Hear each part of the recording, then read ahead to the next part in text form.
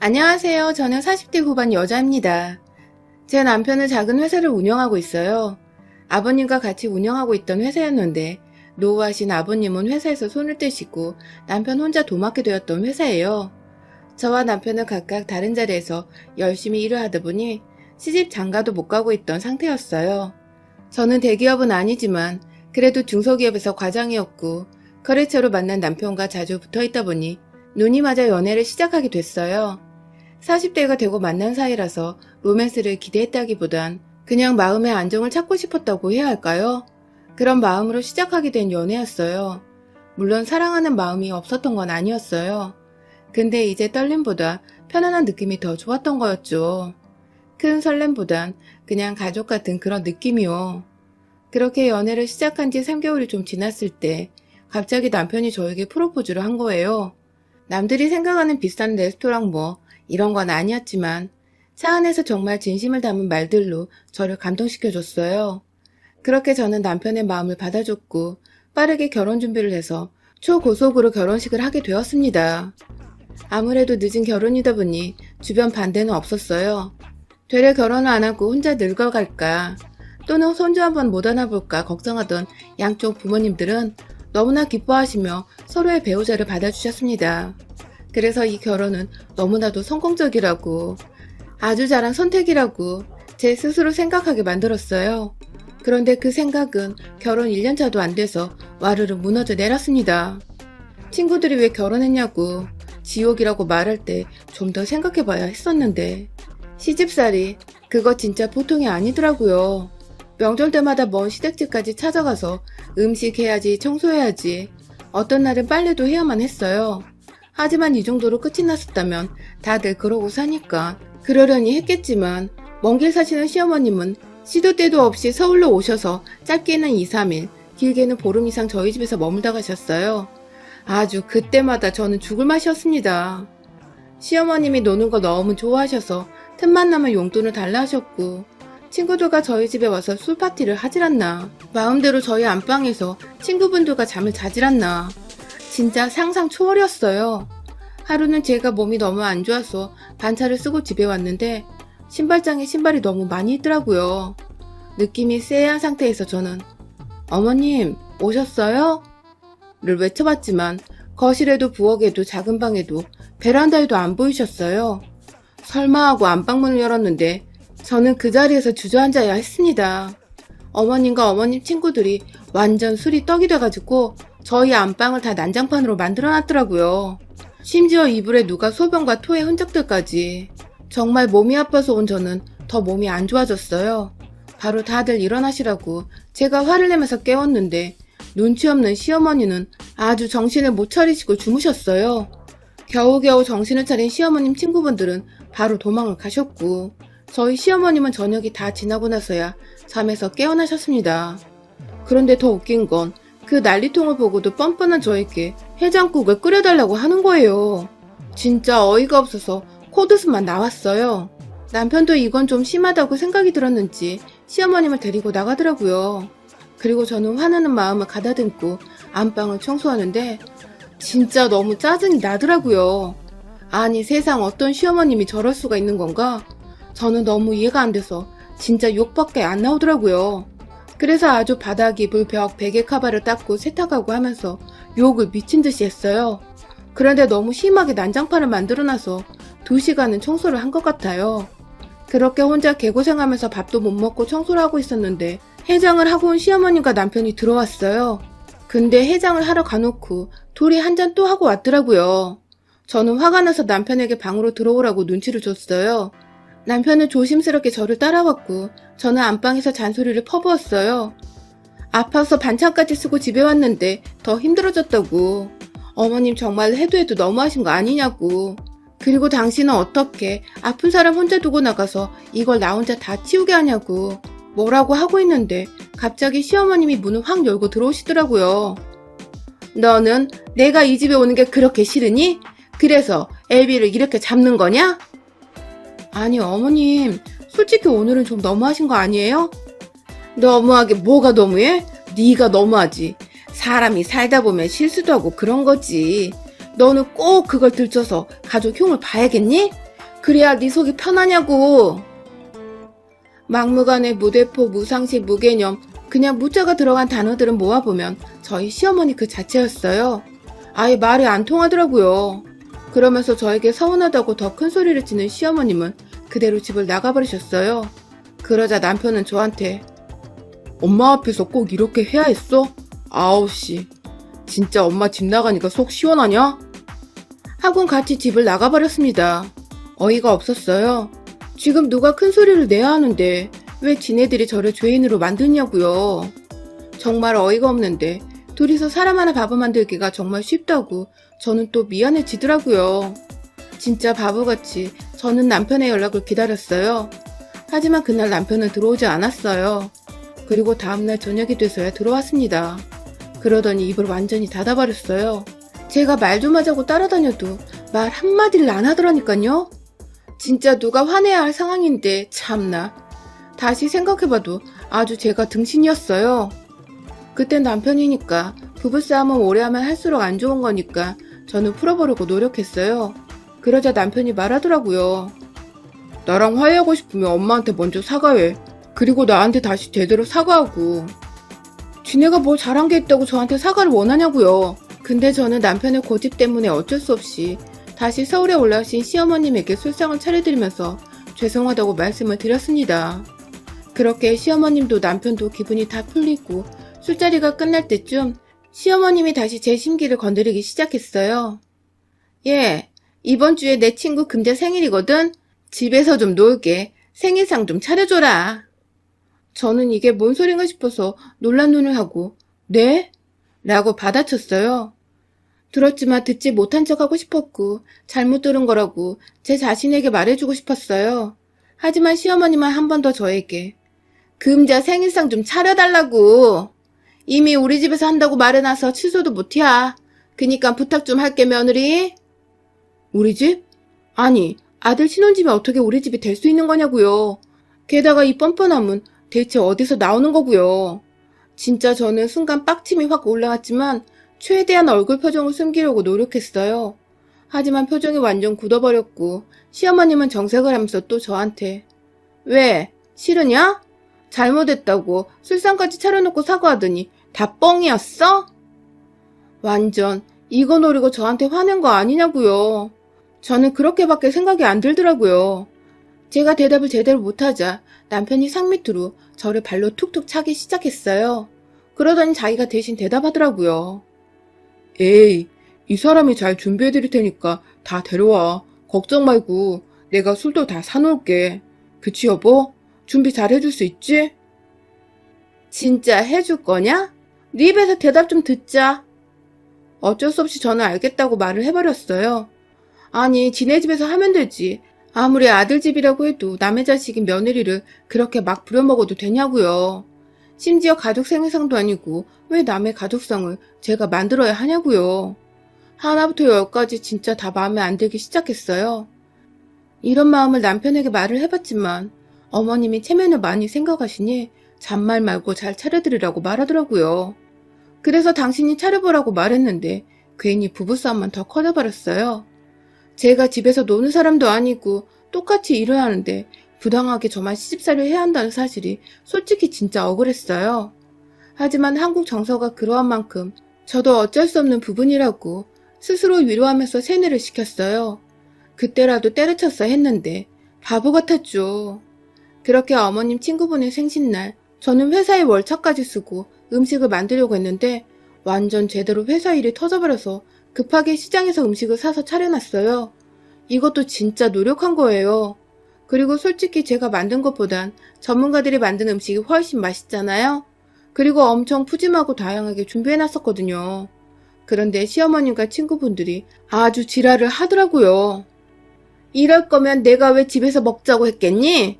너는 생각도 눈치도 없는 거니? 어떻게 너는 시애미 친구들한테 이런 성의 없는 음식을 내올 수가 있어? 그러더니 상을 다 엎어버리셨어요. 아니 뭐가 문제냐고요. 제가 음식을 사왔다고 말한 것도 아니고 최대한 예의를 지키려고 노력했는데 왜 저러는지 저는 도저히 이해를 하지 못했어요. 아니 제가 오늘 회사에 일이 있어서 시간이 좀 모자랐어요. 또 말대꾸. 그러더니 시어머님이 제 입을 때리시는 거예요. 어이가 없어서 순간 머리가 멍했는데 친구분들이 킥킥 웃더라고요. 그러더니 시어머님은 저에게 카드라도 내놓으라고 준비를 제대로 못했음 돈이라도 쓰라면서 제 지갑을 막 뺏어가셨어요. 제가 이건 좀 아니라고 말을 하니까 주먹으로 제 뺨을 때리더라고요. 저는 진짜 충격이었어요. 시간 쓰고 돈 쓰고 정신없이 준비했는데 결과물은 뺨이라니 정말 속상했습니다. 그런데 시어머님은 그냥 제 카드를 들고 가버리셨어요. 그리고 집에 덩그러니 남은 저는 시어머니 엎어버린 상을 지며 눈물을 뚝뚝 흘렸습니다. 이러려고 한 결혼이 아닌데 분명 난 행복하기 위해서 결혼을 선택한 건데 너무 불행하니까 모든 게 다 후회스럽더라고요. 그런데 이 일은 여기서 끝나지 않았습니다. 저는 집을 대충 정리하고 버려진 음식물들을 쓰레기 봉투에 넣어 버리러 나갔어요. 그런데 남편이 엘리베이터에서 내려 계단 쪽에서 누군가랑 통화를 하고 있더라고요. 엄마가 그랬다고? 아무리 그래도 그건 좀 심했다. 처음엔 시어머니하고 통화하는 줄 알았어요. 그런데 엄청 웃으면서 남편이 자기야? 라고 말을 하더라고요. 처음엔 내가 잘못 들었나 싶었는데 그게 아니었어요. 아니 엄마는 아무리 저 사람을 내치고 싶어도 그렇지 그렇게까지 하냐고. 그래서 자기 엄마는 생일 재밌으셨대?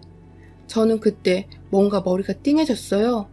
남편은 제가 보는 줄도 모르고 계속 통화를 하더라고요. 그래서 저는 바로 핸드폰을 켜서 녹음 버튼을 눌렀어요. 우리 엄만 남의 돈으로 노는 게 제일 재밌다면서 선영이 카드까지 가져갔대. 아주 신나서 나한테 전화했던데? 아, 그래? 때리기까지 했대? 아니, 그걸 보고 웃는 것도 참. 두 분 성격 참 고약하다니까?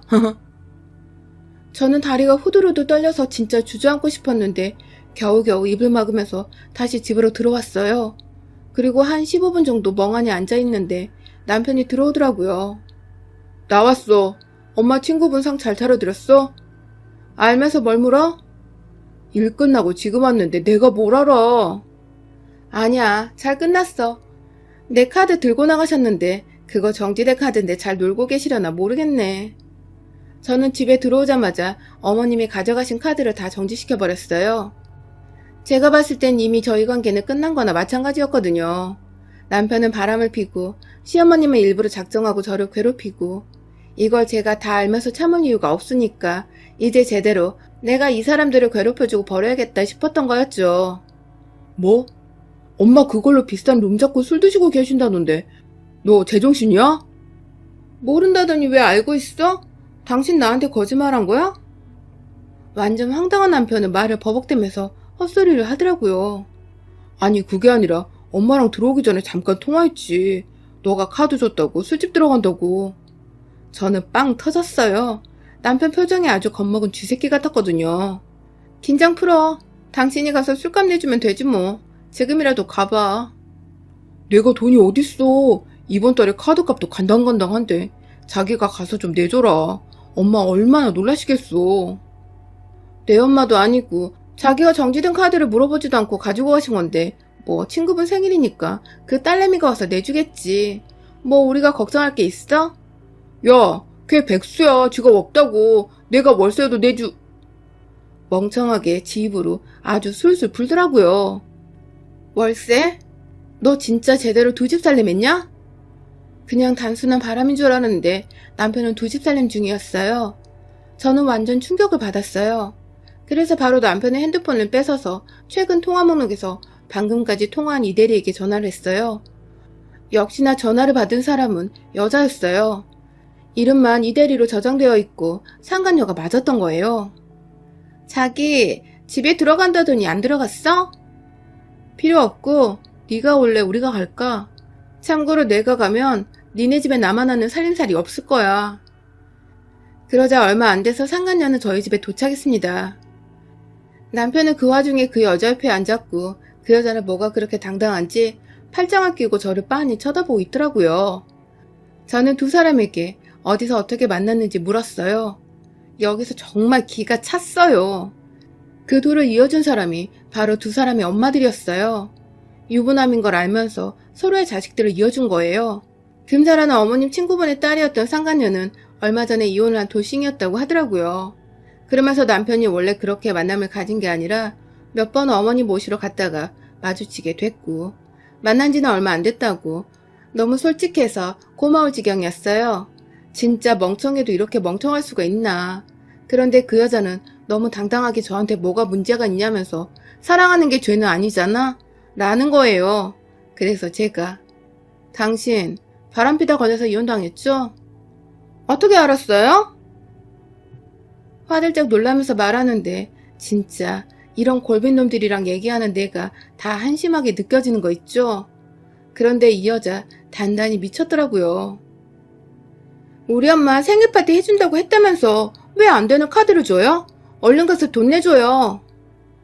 너 진짜 대가리가 비었니? 어머 진짜 말하는 것 봐 자기야. 어떻게 이런 여자랑 살았어? 아니 왜 자기가 한 말은 안 지키냐고. 남편은 그래도 인간의 양심은 남았는지 그 여자 보고 가만히 있으라고 계속 말을 하더라고요. 근데 걔는 뇌가 없는 건지 왜? 왜 내가 가만히 있어? 그렇게 답도 안 나오는 대화를 이어가다 제 핸드폰에 문자가 왔어요. 드디어 승인 거절났네? 분실카드로 승인 거절. 니들이 알아서 니들 엄마 챙기고 내 집에서 나가세요. 제가 그냥 머리채를 잡고선 신발로 발을 차서 내보내버렸어요. 우는 그 여자가 끌려나가자 남편도 뒤따라 나왔고 저는 현관에 있던 남편 신발도 발로 차서 밖으로 내던졌어요. 여보, 나는 왜 나도 쫓겨나? 미친 새끼, 아직도 정신 못 차렸네? 저는 거시기를 차주고 내보내버렸습니다. 그렇게 내보내고 핸드폰을 확인해보니까 전화가 시어머니한테 10통도 넘게 왔더라고요. 그래서 전화를 해줬어요. 받자마자 카드는 왜 안 되냐고 소리치는 시어머님께 그러게 왜 카드를 마음대로 가지고 나가셨어요? 그렇게 뺏어간다고 그게 어머님 돈이 되겠어요? 뺏으려면 제대로 뺏어야죠. 이제 제가 뺏긴 만큼 다시 받아올게요. 라는 말을 남기고 전화를 끊어버렸어요. 그리고 저는 회사 일로 알고 지내던 변호사님께 바로 전화해서 이혼소송을 부탁드렸어요. 그리고 집 현관 비밀번호를 바꾼 후에 잠을 자고 있는데 집에 시어머님이 찾아왔더라고요. 문이 아주 부서져라 발로 차는데 저는 안 열어줬어요. 야, 이 삐리리야. 네가 감히 날 엿먹여? 그러고도 네가 며느리야? 다 듣고 있잖아. 문 열어. 저는 인터폰으로 말해줬어요. 오늘부터 나 당신 며느리 아니에요. 그러니까 꺼지세요. 신고하기 전에. 그러자 더 날뛰는 시어머님. 아파트 사람들이 아주 단체로 시끄럽다고 난리를 쳤고 저는 바로 경찰에 신고했어요. 저는 경찰분들에게 시어머니에게 맞아서 멍든 곳을 보여주면서 가정폭력 피해 사실을 알렸고 결국 시어머님은 술이 취한 상태로 경찰서에 잡혀가셨습니다. 그 후 저는 가정폭력으로 시어머님을 신고했어요. 전에 친구들한테 보내준다고 찍어놨던 거랑 병원에서 치료받은 적이 있었는데 그러한 것들을 다 제출했어요. 그리고 남편 상간녀에게도 고소장을 보냈습니다. 그러자 금자 아줌마가 와서 남편이 알면 큰일 난다며 취하를 붙어가더라고요. 그래서 저는 그 집에 아예 찾아가서 그 상간녀 아버지랑 만나서 다 알려줬어요. 그러자 아주 제대로 혼내주겠다고 하더라고요. 자기는 이미 포기했다고 그러면서 그 금자 아줌마도 같이 집에서 쫓겨났어요. 상간녀랑 그 상간녀 엄마가 제 머리채를 잡으려고 시도하다 문을 열고 나온 아버지한테 걸려서 진짜 제대로 욕을 먹고 저는 유유히 빠져나와 집으로 돌아갔습니다. 그리고 저희 회사와 거래처였던 남편 회사는 이쪽 업계에서 저와 이혼했다는 사실이 퍼졌고 그 이후도 소문이 나 몇몇 거래처와 거래가 끊겼고 저희 회사랑도 결국 계약을 종료하게 됐어요. 솔직히 제 일이라기보단 남편의 일 처리를 제가 항상 도와줬었는데 이제 그걸 해줄 사람도 없을 뿐더러 회사 돈을 몰래 상간녀랑 쓰고 있다가 아주 난리가 나서 회사가 뒤집어졌었거든요. 그래서 자금이 부족해 일 처리를 못해서 남편은 거래처에서 소송을 당했고 결국 회사까지 넘어가 버렸어요.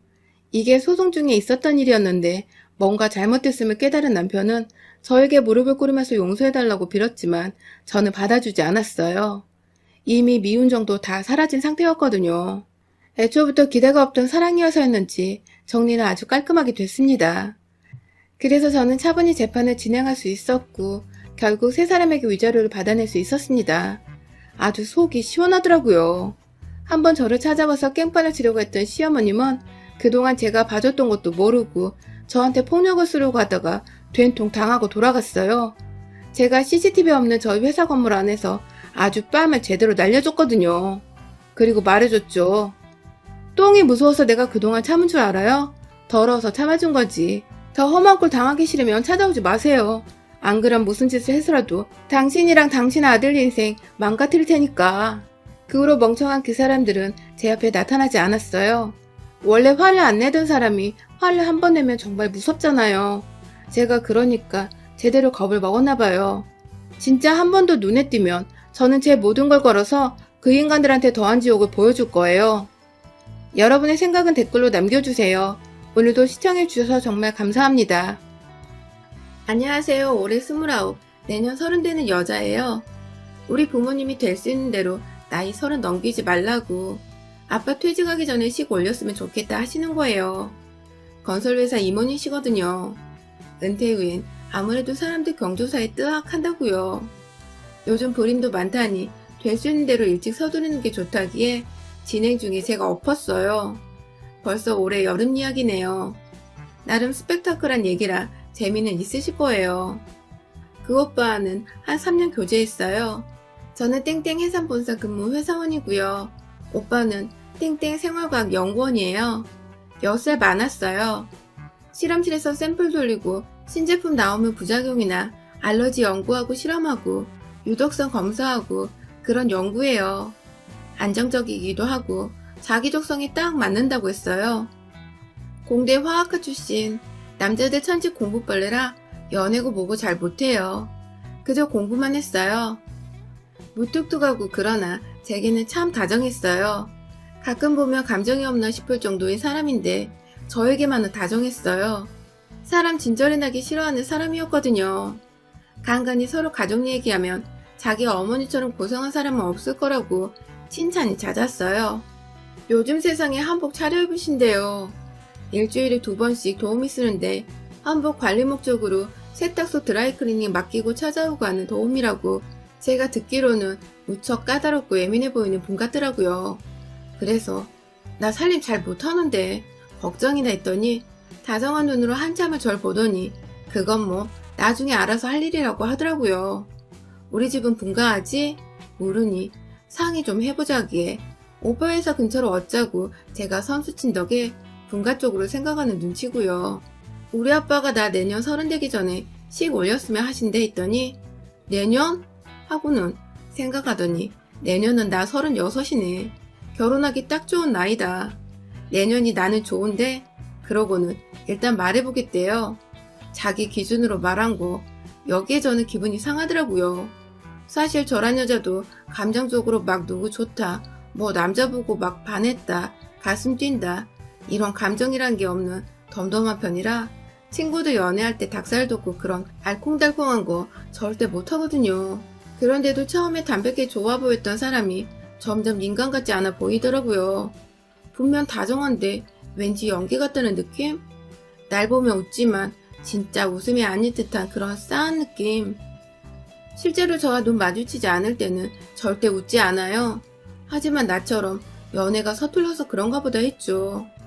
상견례 전에 먼저 오빠 집에 들러 인사드렸는데 모델하우스처럼 꾸며진 집 장식품은 전부 장식장 안에 탁자 위 소파 위 깔끔하게 뭐 하나 군더더기가 없더라고요. 어머니는 우아하게 한복 입고 제게 차 한 잔 가져다 주시더라고요. 얘기 들었다며 이왕이면 30 되기 전에 하는 게 좋다는데 동의하시면서 그래보자 잘 상의해서 날 정하렴. 오빠 어머님은 말수가 워낙 없으시고 우아하고 조금 차가운 편이셨어요. 대망의 상견례 날 오빠 회사 근처 한정식 집에서 모시기로 했는데 칼같이 인원수대로 엄마 아빠 나 3인분은 제가 부담하고 자기 엄마와 오빠 자기네 2명은 오빠가 부담, 여기에 기본 음식 말고 부수적인 주문 등등은 시킨 쪽 사람이 부담. 정 떨어지나요? 전 그동안 오빠 만날 때 이렇게 해와서 그런 거 못 느꼈는데 친구들은 치를 떨더라고요. 오빠는 늘 이렇게 했대요. 어린 시절부터 학창시절, 지금 회사에서도요. 전 그래, 떳떳하게 나먹는 거 내가 낸다 이러고 넘겼거든요. 얻어먹는 것 같아 싫어서요. 이제 생각하니 무슨 재미로 이 사람 만났는지도 모르겠네요. 과연 오빠네 어머님 집에서처럼 한복을 곱게 차려입고 오셨더라고요. 보라색 위는 진하고 아래로 내려가면서 점점 옅어지는 그라데이션 멋들어진 전통 한복이었는데 속치마에 패티코트, 그걸 어찌나 부풀린 것을 입으셨는지 앉으니까 두 사람 자리 나오더라고요. 헤어스타일은 총 맞아 죽은 케네디, 제클린 케네디 여사 그 머리고요. 우리 엄마 아빠 보시며 항시 웃으시고 날짜나 예식장은 사돈들이 알아서 하시라고 따르겠다고 조곤조곤 조신하고 낮고 조용한 목소리로 말씀하셨어요. 엄마가 약간 기가 죽으신 듯 했고요. 아무래도 낯선 캐릭터죠. 우리 엄마는 워낙 수다쟁이시거든요. 아빠도 긴장되어 보셨어요. 분위기로 일단 시어머니 분이 먹고 들어가는 그런 게 있더라고요.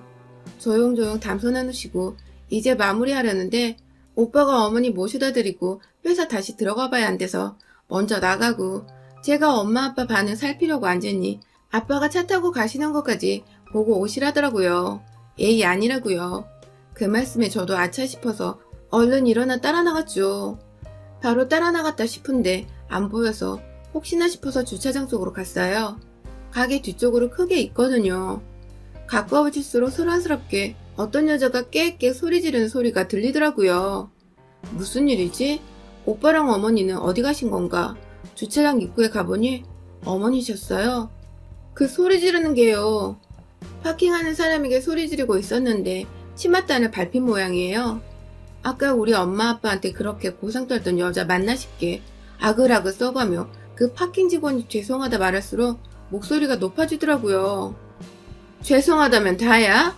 이 버러지받도 못한 게 조심했어야지 개새끼야.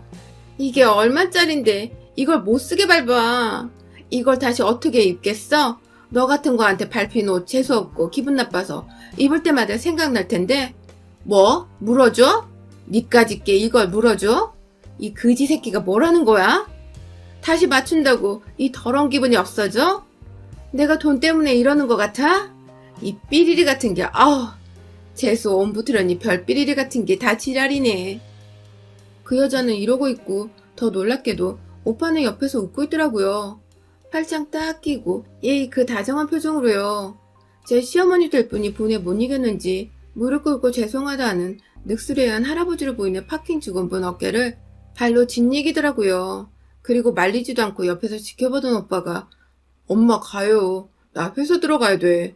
아니 목소리 뒤높여 차 안으로 기어들어가면서 끝까지 욕하더라고요. 지갑에서 지폐 한 장 꺼내서 뿌리고 그 두 사람은 차 타고 휘잉하니 갔어요. 충격받아서 들어가 앉으니 엄마 아빠가 이유를 물으시죠.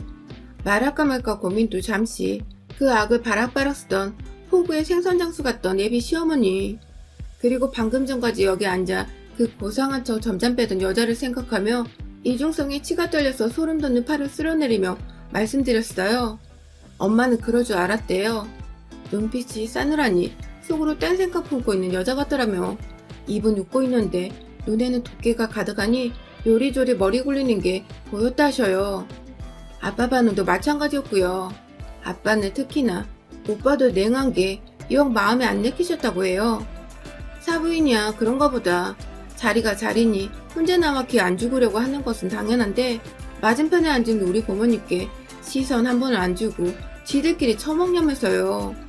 딸부모 앞에 두고 결혼 안내 인사 올리는 자리에서 어찌 애비 신부인 저에게 이거 한번 들어보라는 말이 없냐고요. 엄마 아빠는 내신 저 시집살이 걱정하셨더라고요. 고상 우아한 척해도 그 예민함이 저에게 쏟아질 텐데 하셨대요.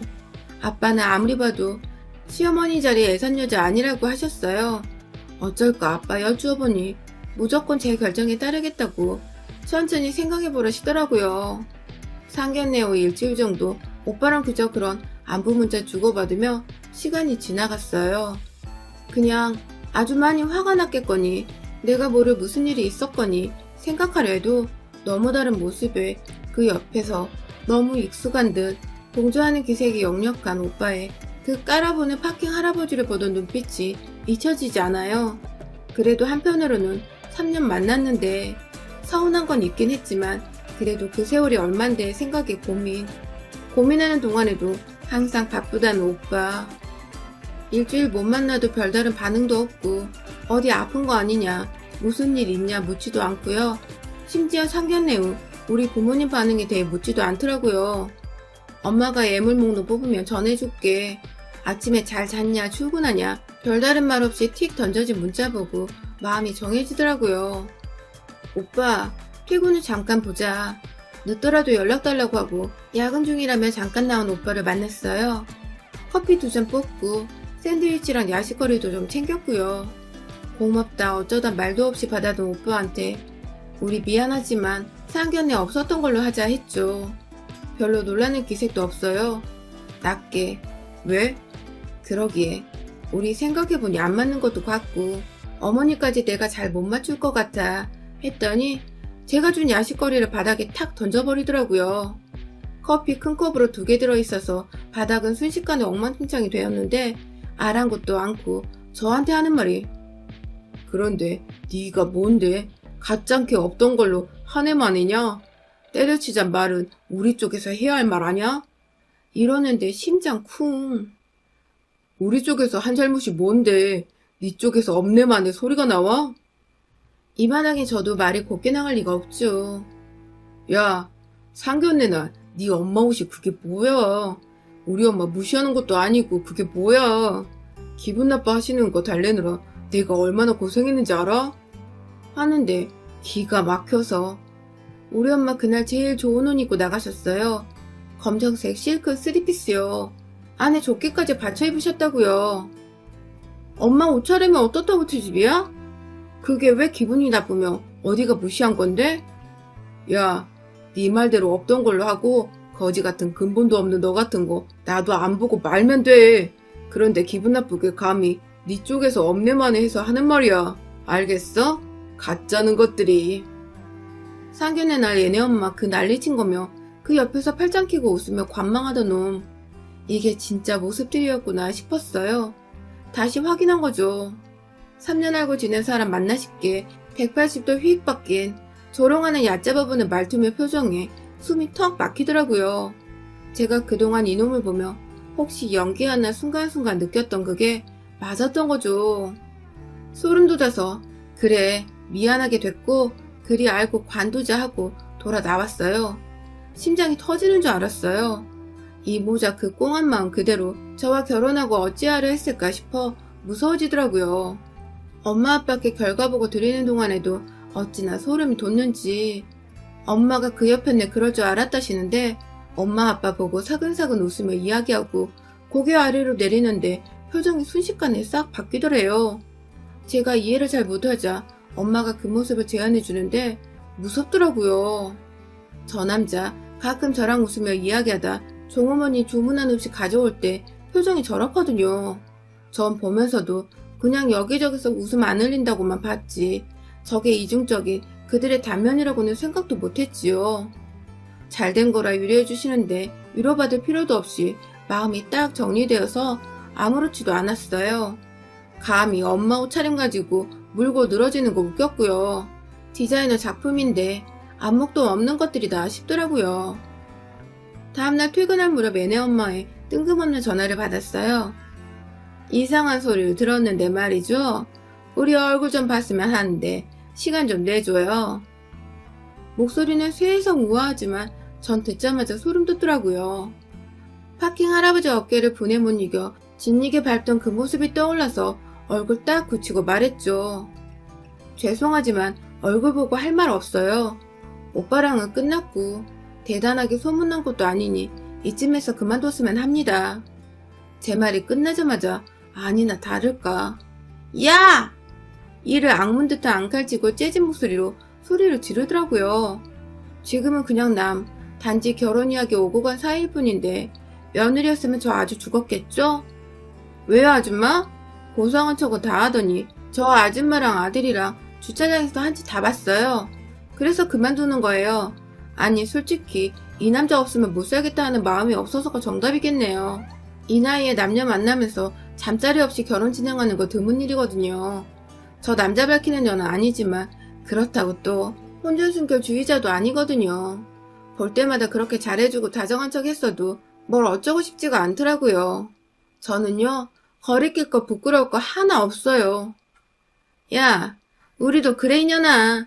애비가 그나마 괜찮은 회사 다닌다기에 그거 믿고 만나는 거 허락한 거야? 별것도 없는 게 어디서 까불고 어디다가 싫다고 없자고 해? 못난 것이 주제도 모르고 엎어도 우리가 엎어 이년아. 아줌마? 아줌마? 이게 어따 대고 아줌마래? 아줌마지 뭐예요? 그렇게 차려입고 다닌다고 똥덩어리가 초콜릿 되나요? 세상에, 전 그날 무슨 소포굴에 와 있는 줄 알았어요. 어쩜 그렇게 무식하고 못됐어요? 아들도 열심히는 가르쳤나 본데 애이나 감정을 글로 배웠나 봐요. 진심이 없고 연기력도 많이 딸리는 것 같아요. 아줌마! 야! 그 백패스나 아줌마 말을 가로막으며 제 할 말을 했어요. 이젠 시어머니 될 것도 아닌데 뭐 두려울 게 뭐 있겠어요. 이제 생각하니 데이트하면서 칼같이 더치페이 하는 것도 엄청 재수없었어요. 알아요? 만나면서 내가 돈 더 많이 쓴 것 같아요. 아줌마 아들 데이트 한다면요. 돈 좀 챙겨줘요. 남자가 10원 한 장 손에 안 보고 자르니 찌질해 보여요. 연구원이면 뭐해요. 내 마음 연구는 못하는데 만나서 얼굴 보고 얘기하자고 꼬여내서 저 밟으려고 그러죠?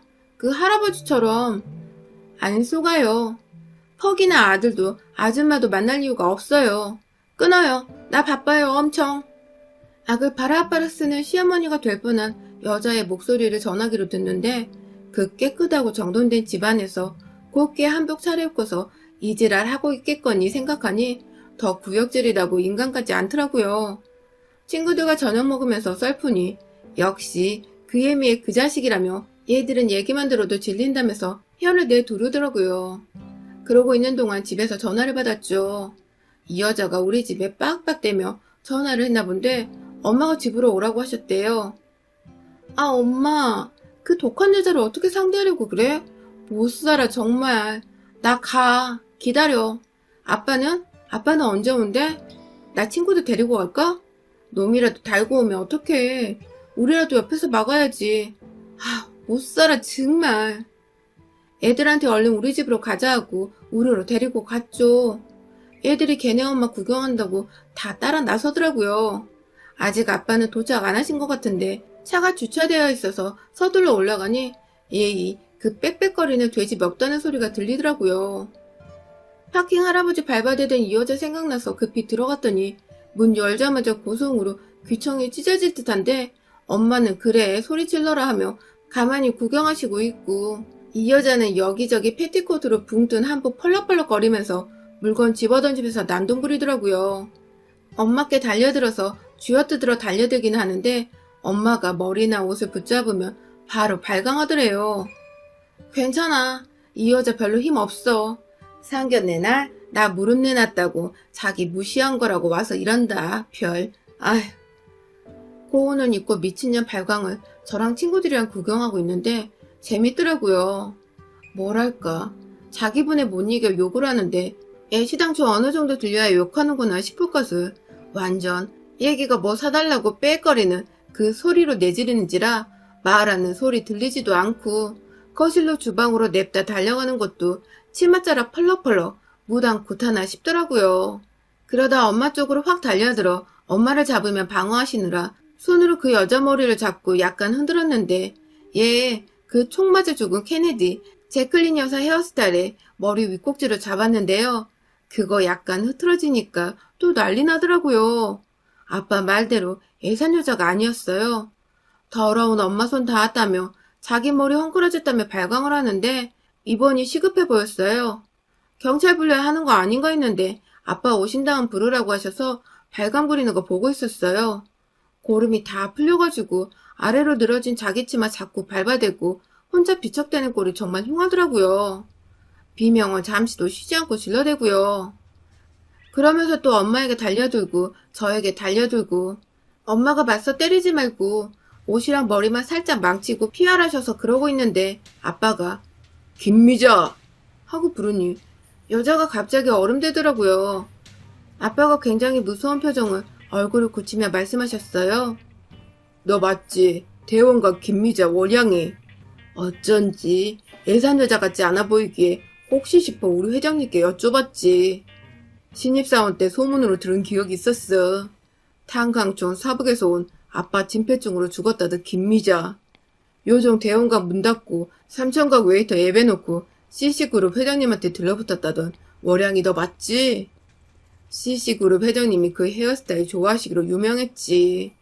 아무리 고상 떨어도 과거는 못 숨겨. 회장 사모님이 창피스러워서 돈푼 쥐어주셨다는 소문이 파다한데 못된 것이 잘 살아있었나 보네. 내 딸이 요정 여급의 웨이터 아들이랑 결혼할 뻔했어? 무슨 소리세요? 저 아니에요. 사람 잘못 보셨나 보네요. 절대 저 아닙니다. CC그룹 사장님과 만나볼래? 아직도 꿈에서 너 보신다던데. 아, 저 아닙니다. 오늘은 실례가 많았네요. 이만 돌아가겠습니다. 다음에 또 보면 그땐 네 아들 네 과거도 알게 될 거야. 요정 여급 어머니의 웨이터 아버지, 그 사이에 태어난 연구원 아들 잘 키웠어. 하지만 저 사이 CC그룹 사장이 이 갈고 있는 친모 가슴에 멍들게 해 결국 죽게 한 사기범 요정 여급 김미자로 바꾸면 어떻게 될까? 너희들 인생 쫓아다니면서 회방 놓을 생각 없어. 각자 알아서 살자고. 단 우리 주변에 얼씬이라도 하면 CC 사장님께 연락할 거니까 아주 반가워하실 거야. 옷걸음 다 풀어헤쳐지고 자기가 발광하며 쥐어뜯는 바람에 헝클어진 차림으로 그 여잔 서둘러 나갔어요. 그제야 도착한 그 아들이 뛰쳐 들여오려는 것을 여자가 잡더니 곱게 차 타고 떠나더라고요. 말끝마다 더러워 연발하며 상대를 욕하던 저 모자 세상. 더럽게 산 건 자기 자신들이었던 것 같아요. 저 모자는 한국 뜬 것 같더라고요. 혹시나 앙심 품을까 싶어 조사해보니 오빠 연구소 퇴직 처리했더라고요. 세상 무서울 거 없이 설치던 저 여자도 결국 자기 아들이 자기 과거 하는 건 두려웠나 싶어요. 겉만 보고 사람 모르고 겪어봐야 안다지만 뭔가 엄청난 큰 위험에서 벗어난 건 알겠어요. 요즘은 그냥 적당히 다정하고 적당히 무뚝뚝한 사람 소개팅으로 만나 사귀고 있답니다. 제 연애 역사 이제부터 차곡차곡 다시 시작해요. 지금 만나는 오빠 어머니는 적당히 인정있고 수도분 하시길 바래요. 여러분의 생각은 댓글로 남겨주세요. 오늘도 시청해주셔서 정말 감사합니다.